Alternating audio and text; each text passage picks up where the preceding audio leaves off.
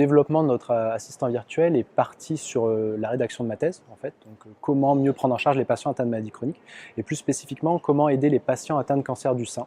Pourquoi? Parce que les cancers du sein est une maladie qui se chronicise et c'est une maladie en fait, qui va être traitée par des traitements qui entraînent beaucoup d'effets secondaires. Donc un gros besoin voilà, d'aider les patients là-dessus. C'est par exemple une jeune femme voilà, qui a 35 ans, qui est atteinte d'un cancer du sein, va se poser des questions sur l'impact des chimiothérapies sur sa sexualité, sur sa fertilité, est-ce qu'elle pourra avoir ou pas un enfant par la suite, quelles sont les procédures pour avoir un enfant quand on a une chimiothérapie. Donc voilà, l'idée c'était avec Vic de répondre à ces questions-là. Parce qu'aujourd'hui, le seul endroit où ces patients peuvent avoir de l'information là-dessus, ça va être sur les sites internet. Le problème d'internet aujourd'hui, c'est le fait qu'il y a assez peu de tri dans l'information.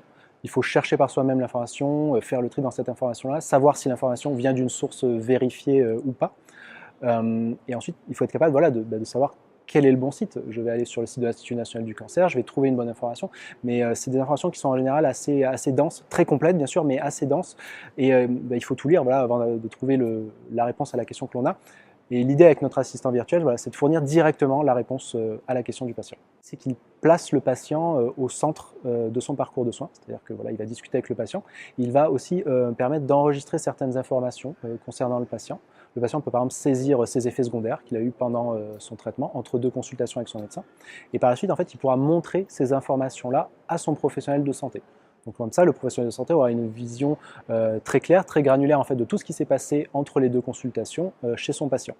Mais ça, si vous voulez, c'est vraiment la première étape. L'étape 2, en fait, c'est de connecter notre assistant virtuel à une interface médecin. Et l'idée, c'est que l'assistant virtuel remonte automatiquement de la donnée dans cette interface-là pour le professionnel de santé, pour que celui-ci puisse prendre de manière instantanée la bonne décision en fonction de tel ou tel patient. Le but, c'est d'améliorer la relation patient-médecin, d'améliorer bien sûr l'observance des patients et surtout de réduire en fait les complications et les hospitalisations.